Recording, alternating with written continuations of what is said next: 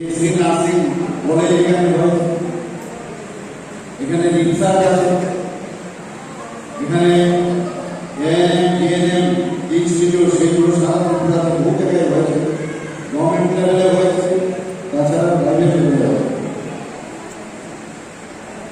এখানে নতুন করে আরেকটা মেডিকেল কলেজ সেখানে তৈরি হচ্ছে প্রাইভেট সংস্থার মাধ্যমে, সেখানেও এনএমসি এসে প্রায় আমার কাছে খবর আছে প্রায় 150 আসন সংখ্যা সেখানে তারা অনুমোদন দিয়েছে।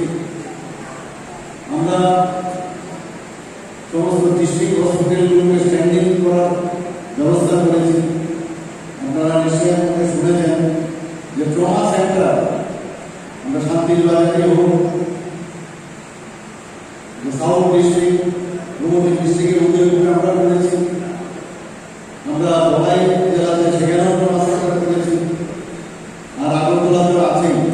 এবং এই করে আমরা প্রতিটা ডিস্ট্রিক্টে আমরা স্ট্যান্ডিং করছি যাতে ট্রমা সেন্টার সেখানে তৈরি হয়। ট্রমা সেন্টার তৈরি হওয়া মানে ওখানকার স্বাস্থ্য ব্যবস্থা কি পর্যায়ে আছে তার স্ট্যাটাস কি সেটা বলে।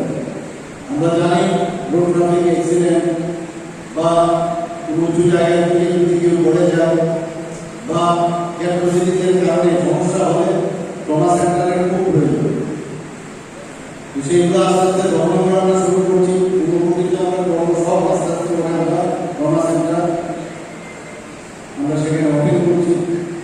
আমরা কার্ডিয়াক কেয়ার সেন্টার আমরা সামনে করেছি, সেখানে এখন কার্ডিয়াকের প্রবলেম হলে যাদের পরিস্থিতিতে রোগীর সেবা দেওয়া যায় সেই ব্যবস্থা ওখানে করেছে। খুব সুন্দর সমস্ত আরেকটু মন্দির সেন্টারগুলোতে আমরা ব্যবস্থা করেছি, যেখানে পিএসসি গুলোকে তার আপগ্রেডেশন আমরা করেছি, সিএসসি গুলোকে আমরা আপগ্রেডেশন করেছি। তো সব দিকে আমরা চাইছি যে মানুষের কথায় কথায় যেন বাইরে না, যে সুদূর প্রান্তে আছে তাকে যেন সেই চিকিৎসা সেখানে সুবিধা হয়, তার জন্য সাব ডিভিশনাল হসপিটালে না আসতে, সাব ডিভিশনাল থেকে যেন ডিস্ট্রিক্টে না আসতে, ডিস্ট্রিক্ট থেকে স্টেট হসপিটালে যেতে না। এর মধ্যে আমরা দেখেছেন ত্রিপুরাতে যেটা আমরা কোনোদিন ভাবিনি যে কিডনি ট্রান্সপ্লান্টের ব্যবস্থা আমরা করেছি। এর মধ্যে একটা কিডনি ট্রান্সপ্লান্ট এখানে হয়েছে। একটা কিডনি ট্রান্সপ্লান্ট করতে গেলে 40 লক্ষ টাকার মতো খরচ হয়, বিনা পয়সায় আমরা সেই ব্যবস্থা করেছি।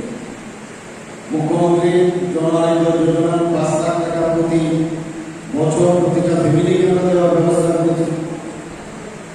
প্রধানমন্ত্রী জন আরোগ্য যোজনায় এত বড় একটা যোজনা সারা পৃথিবীতে এই বিষয় নিয়ে আলোচনা হয় যে কিভাবে প্রধানমন্ত্রী জন আরোগ্য যোজনা কি করে উনি সম্ভব করবেন।